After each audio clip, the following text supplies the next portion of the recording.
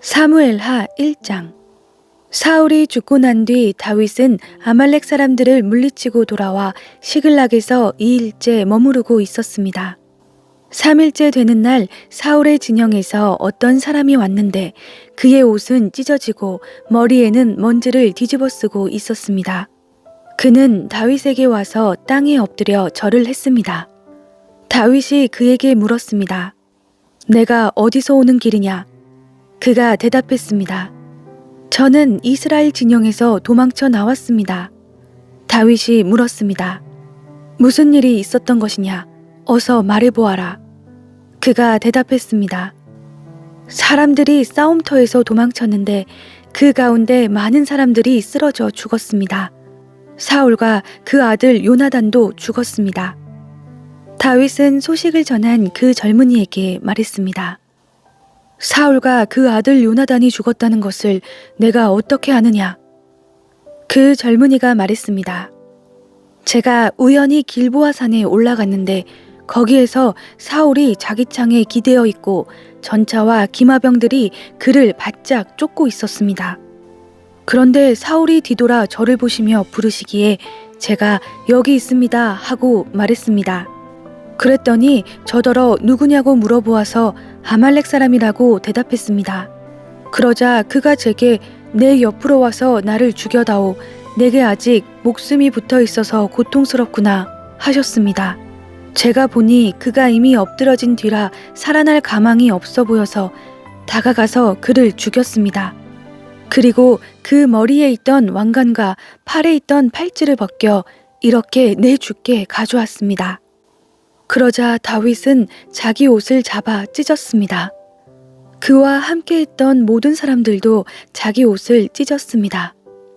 그리고 사울과 그의 아들 요나단과 여호와의 백성들과 이스라엘의 집이 칼이 쓰러진 것으로 인해 저녁 때까지 슬피 울며 금식했습니다. 다윗이 그 소식을 전한 젊은이에게 물었습니다. 너는 어디 출신이냐? 그가 대답했습니다. 저는 외국 사람 아말렉의 아들입니다. 다윗이 그에게 말했습니다. 내가 어떻게 감히 내 손으로 여호와께서 기름 부으신 사람을 죽이는 것을 두려워하지 않았느냐? 그러고는 다윗이 자기 부하 가운데 하나를 불러 가까이 가서 저 사람을 죽여라 하고 명령했습니다. 그가 그 젊은이를 치자 그 자리에서 죽었습니다. 다윗은 그에게 이렇게 말했습니다. 내 피가 내 머리에 있을 것이다. 내가 내 입으로 내가 여호와께서 기름 부으신 사람을 죽였다고 스스로 죄를 시인했다. 다윗은 사울과 그 아들 요나단을 생각하며 이 노래로 슬퍼하고 유다 사람들에게 이 활의 노래를 가르치라고 명령했습니다. 이것은 야살의 책에 기록되어 있습니다. 이스라엘아, 너희 지도자들이 내 산 위에서 죽임을 당했다. 용사들이 쓰러져 버렸구나. 이 일을 가드에도 말하지 말고 아스글론 거리에서도 전하지 말라. 블레셋의 딸들이 즐거워할지 모른다. 할례 받지 않은 사람들의 딸들이 기뻐할지 모른다. 길보아 산들아, 이제 내게 이슬과 비를 내리지 않고 재물을 낼 밭도 없을 것이다. 그곳에 용사들의 방패가 버려져 있구나. 사울의 방패는 기름칠도 않은 채 버려져 있구나. 죽임을 당한 사람들의 피에서 용사들의 기름에서 요나단의 활은 결코 되돌아오지 않았고 사울의 칼은 그냥 돌아오지 않았다. 사울과 요나단은 그들이 살아서도 다정하고 좋아하더니 죽어서도 헤어지지 않는구나. 그들은 독수리보다 빨랐고 사자보다 강했다.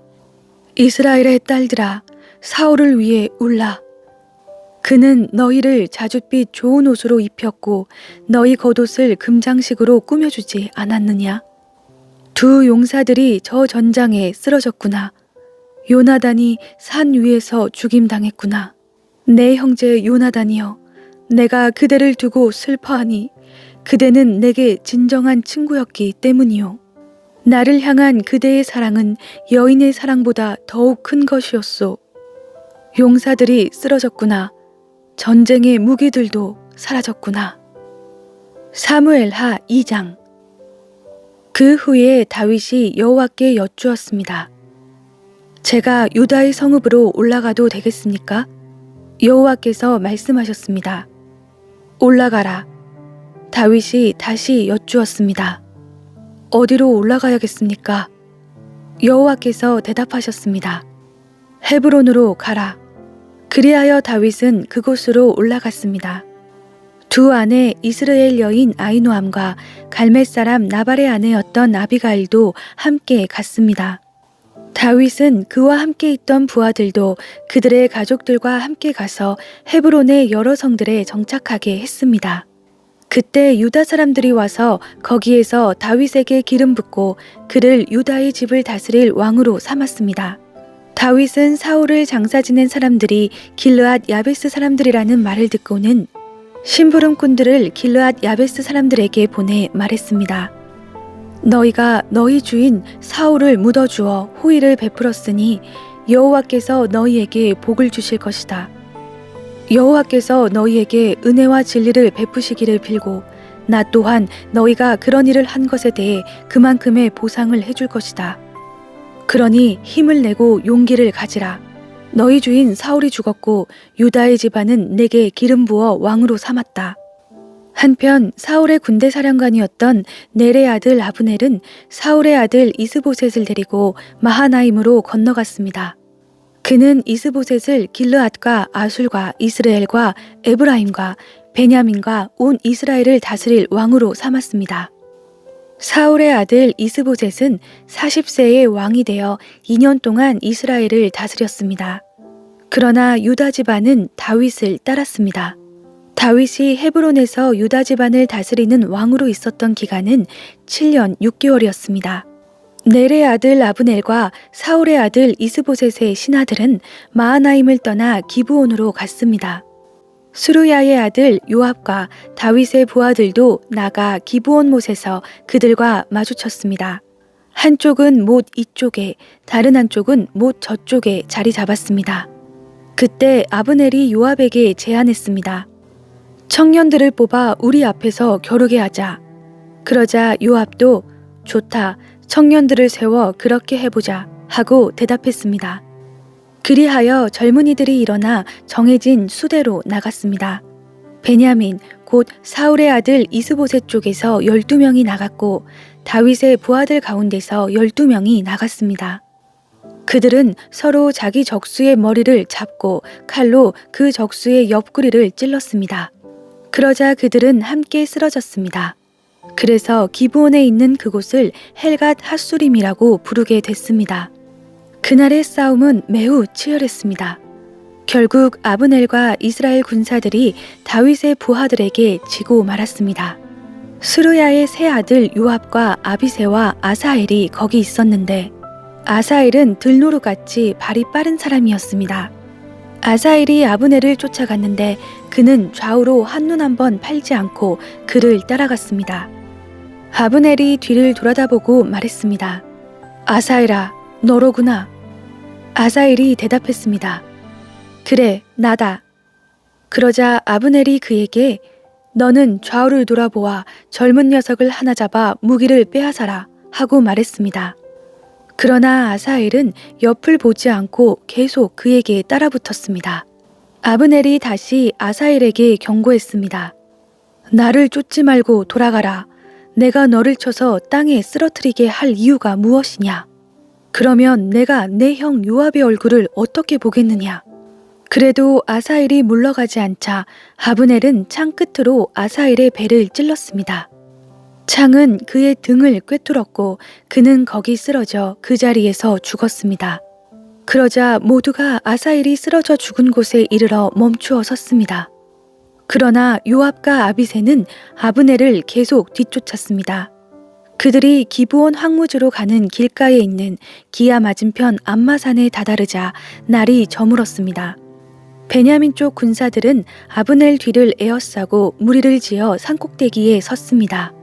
아브넬이 큰 소리로 요압에게 말했습니다.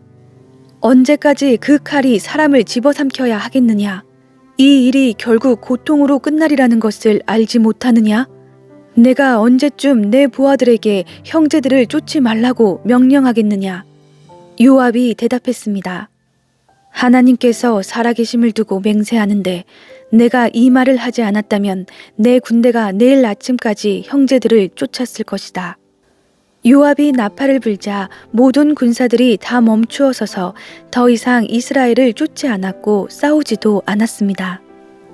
아브넬과 그의 군사들은 그날 밤 내내 행군해 아라바를 지나 요단강을 건넜고 계속해 비드론 지역을 지나 마하나임으로 갔습니다.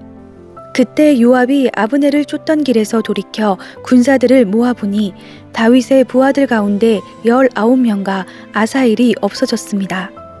그러나 다윗의 부하들이 죽인 베냐민과 아브넬의 군사들은 360명이었습니다.